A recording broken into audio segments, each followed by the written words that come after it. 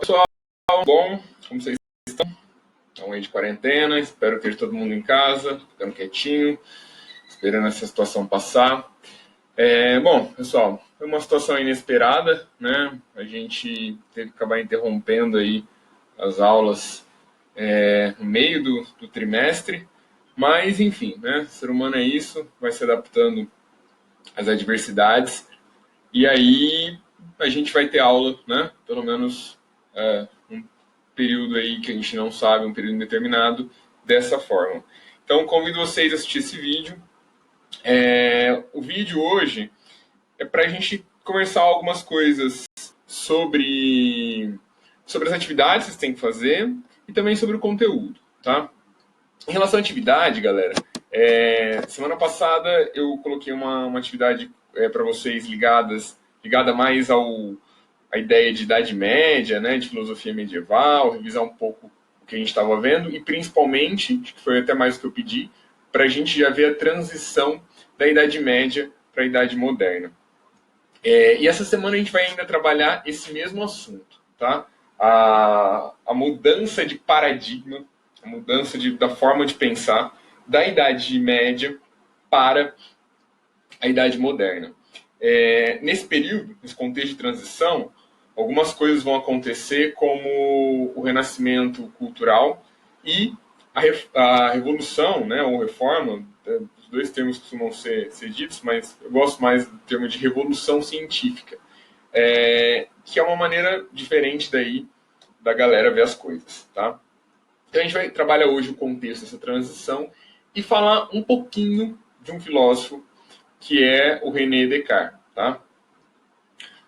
Hoje a gente fala só um pouco dele, a gente vai dar uma pincelada por cima, porque a gente vai voltar a falar dele em um outro momento que a gente vai analisar mais a questão da epistemologia, né? Hoje é mais a ideia de falar da transição da Idade Média para a Idade Moderna, mas aulas mais para frente a gente vai falar da ideia de epistemologia e a epistemologia na Idade Moderna. Para os que não lembram, o ano passado que a gente discutiu tal, epistemologia é a teoria do conhecimento, né? Alguns filósofos vão filosofar sobre como a gente conhece as coisas, qual é o processo que nós, seres humanos, que somos seres racionais, que temos uma capacidade de pensar racionalmente diferenciada de outros animais, como que se dá esse processo de aprendizagem, né? E aí, os dois grandes grupos nessa questão vão ser os racionalistas e os empiristas. Vai ser uma galera que vai falar, olha, a razão é o que leva a gente a conhecer as coisas, e uma outra galera vai falar, olha, a gente conhece as coisas por conta das experiências, né? E aí cada um vai defender a sua argumentação, cada um vai expor o que pensa, né? E a gente não vai discutir isso agora. Quando a gente for discutir isso, a gente vai falar do Descartes com um pouquinho mais de cuidado. Só que eu espero que essa altura do campeonato ele não seja um filósofo novo, uma novidade para vocês, porque eu cheguei a cobrar uma questão dele na atividade passada, porque também é muito possível que a gente tenha falado dele no ano passado, quando a gente falou da história da filosofia, e quando a gente falou também da temática da epistemologia, também é provável que a gente tenha falado dele.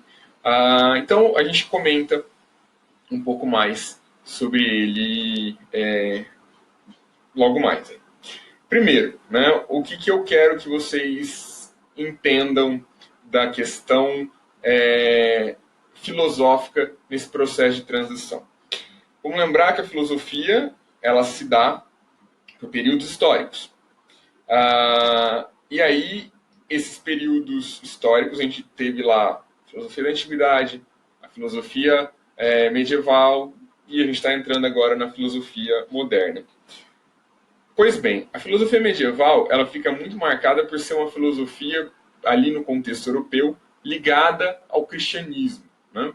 A filosofia cristã, que a princípio pode parecer um pouco contraditório, porque a religião é um modo de explicar as coisas, a filosofia é outra. A filosofia se pauta na razão, e a religião se pauta em dogmas, em crenças. Então, pode ter esse desarranjo aí, que foi algo que o Santo Agostinho e o Santo Tomás de Aquino tentaram resolver, tentaram colar, cada um à sua maneira lá. Mas não é bem isso que importa para a gente tem que sair desse ponto mas lembrar que depois desses caras, depois do São Tomás de Aquino com a escolástica, vieram outros pensadores num contexto que a gente chama de renascimento cultural e de revolução científica. Por que esses contextos foram importantes para a gente? Eles mudaram a maneira de pensar. Né? Eles começam a trazer à tona, a fazer renascer a ideia de que a razão é, de fato, aquilo que explica as coisas. E que, através da observação, das nossas experiências, a gente pode conhecer o mundo. Então, a gente tem lá que figuras como Leonardo da Vinci, figuras como Nicolau Copérnico, como Isaac Newton, essas figuras todas, o Galileu Galilei, essas figuras todas, seja no campo do pensamento, das artes, ou, né, principalmente ali da ciência, eles vão estar dizendo o seguinte: olha, a razão é um caminho para a gente poder explicar as coisas. A gente pode entender a natureza pela própria natureza. Né? Então, é nesse contexto que entra o René Descartes. Vamos falar do Descartes. Ok? Então, nessa aula, a gente vai falar agora mais propriamente do René Descartes e quem foi, né, René Descartes e qual que é a importância dele dentro da filosofia. Bom, galera, o Descartes tem uma frase muito famosa, né? Duvido alguém nunca ter ouvido a frase penso, logo existo. Essa frase ela é muito simbólica sobre a teoria dele, né? Porque se tem uma coisa que esse filósofo que viveu entre os anos de 1596 e 1650 vai enfatizar é a ideia de que a gente tem que pensar. De que a gente tem que pensar e de que a gente tem que duvidar. São duas coisas bastante pesadas na filosofia dele. Pensar e duvidar, tá? Bom, quem que é esse cara e qual que é o contexto do Descartes? Ele está inserido num contexto que é o campo da epistemologia, da teoria do conhecimento, de tentar entender como seres humanos entendem as coisas, como seres humanos aprendem, e ele tem uma abordagem racionalista, em oposição à abordagem empirista. Para os empiristas, a gente vai aprender as coisas através das experiências. E para os racionalistas, através da razão, através do pensamento. Né? Para os empiristas, a verdade, o conhecimento está a posteriori. Né? Primeiro eu experimento aquilo e depois eu descubro o que é aquilo. E já para os racionalistas, como Descartes, o conhecimento ele vem a priori, né? Ele é inato. A gente nasce com a capacidade de conhecer, a gente nasce com a capacidade de chegar ao conhecimento. Então, antes dele, né, a gente tem aqui que o Aristóteles vai argumentar que quando executamos qualquer ação, incluindo pensar, estamos conscientes de que executamos e que dessa forma estamos conscientes de que existimos.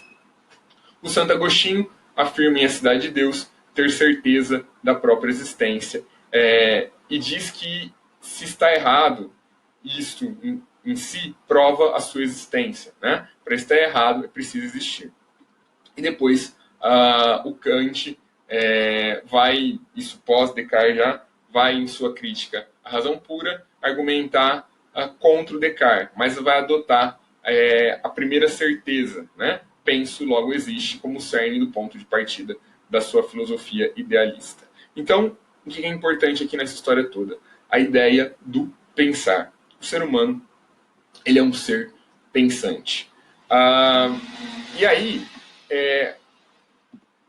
o Descartes ele vai pensar a seguinte questão. Ele vai falar, olha, os nossos sentidos eles podem enganar a gente. Tá? Quer um exemplo? Ó.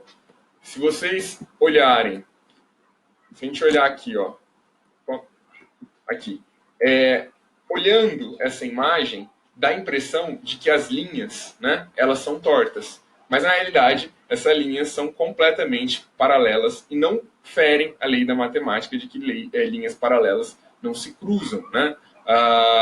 Essas linhas aqui, elas são paralelas, elas estão retinhas uma em relação às outras. Mas você tem um efeito de ótica aqui que faz a gente pensar que elas não são retas. Então, o Descartes vai dizer, olha, os nossos sentidos eles podem ser enganadores e é preciso tomar cuidado com eles, né? Eu não posso confiar exatamente nos sentidos, né? Eu não posso confiar, na realidade, em nada. Eu posso estar sendo enganado o tempo todo. Pensa o seguinte, e aí um outro exemplo que ele vai dar que é interessante, né? Um gênio maligno pode tentar me fazer acreditar em coisas falsas. Não há nada do qual eu possa ter certeza.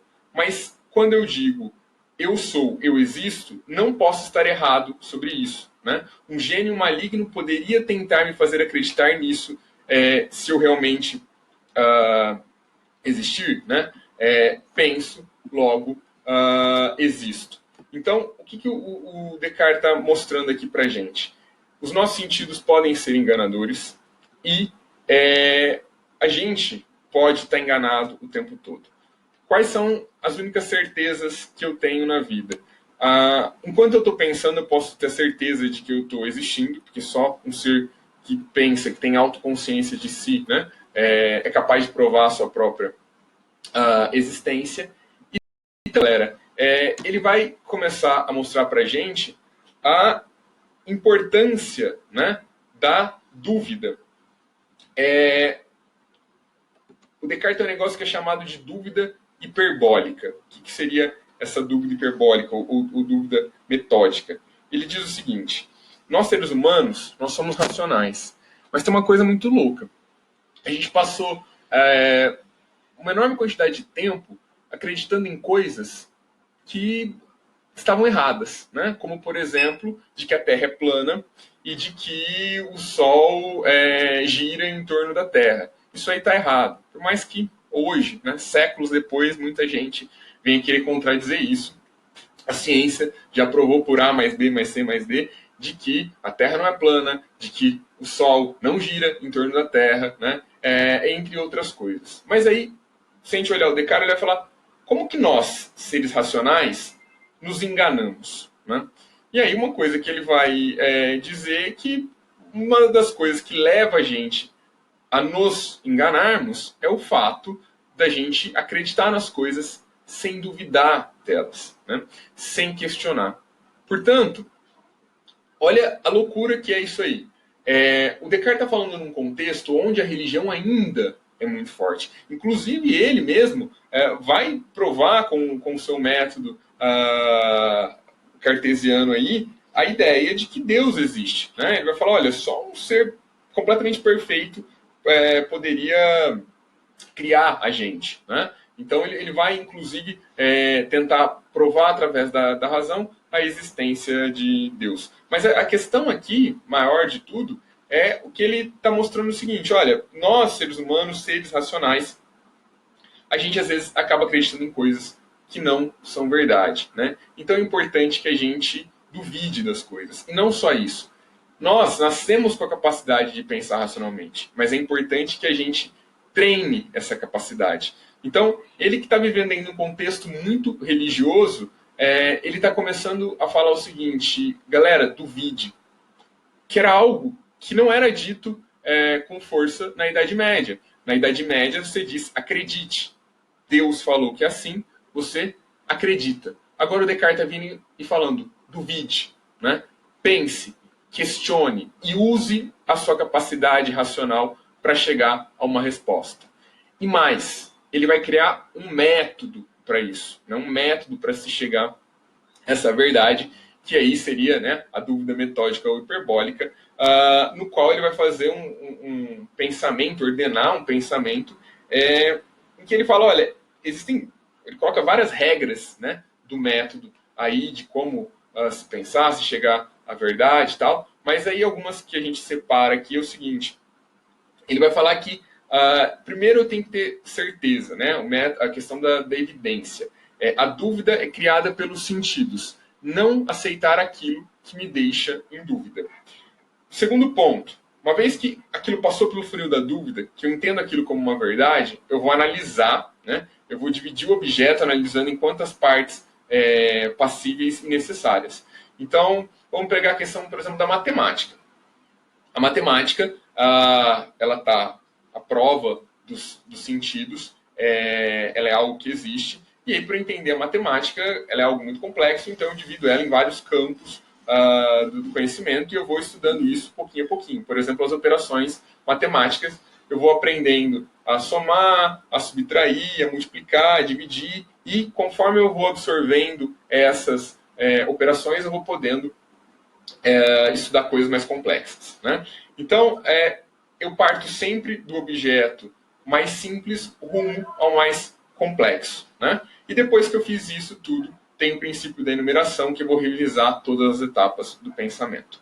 Galera, isso é muito importante, porque a gente olha hoje, né, uma situação na qual o mundo depende bastante da ciência em vários aspectos. E a gente tem aqui no Descartes um dos grandes pais da ciência moderna. Né? Um cara que falou, olha, é possível a gente chegar a um conhecimento através do pensamento racional, mas uma coisa que é muito importante é você ter um método. Né? E a base da ciência, praticamente a essência da ciência, é o método. Né? A ciência ela é aquilo que busca gerar um conhecimento que possa ser testado. E o método é o caminho, né, que você vai seguir para descobrir aquilo que você está pesquisando, que uma outra pessoa também pode olhar e falar, para eu contrapor esses argumentos aqui, eu tenho que investigar esse método que ele usou e tudo mais. Então, o Descartes é considerado aí um pai da ciência moderna e um grande nome do racionalismo. Sobre o Descartes, é isso, galera. Espero que não tenha ficado dúvidas, né? E até uma próxima sobre ele. Agora, sobre todas as coisas aí, as atividades, eu espero também que não tenha ficado dúvidas. E, mais uma vez, né, essa semana vocês têm algumas questões para fazer sobre ele. E depois a gente segue num outro campo da filosofia moderna, que é um campo que eu particularmente gosto bastante, que é o campo da política. Tá? Analisar a visão moderna sobre a política, que também muda, né, quando comparada à visão medieval, também comparada à visão da antiguidade, e estudar um dos grandes pensadores, que é o Maquiavel. Mas fica para uma próxima. Beleza? Bom, por hoje é isso e até mais.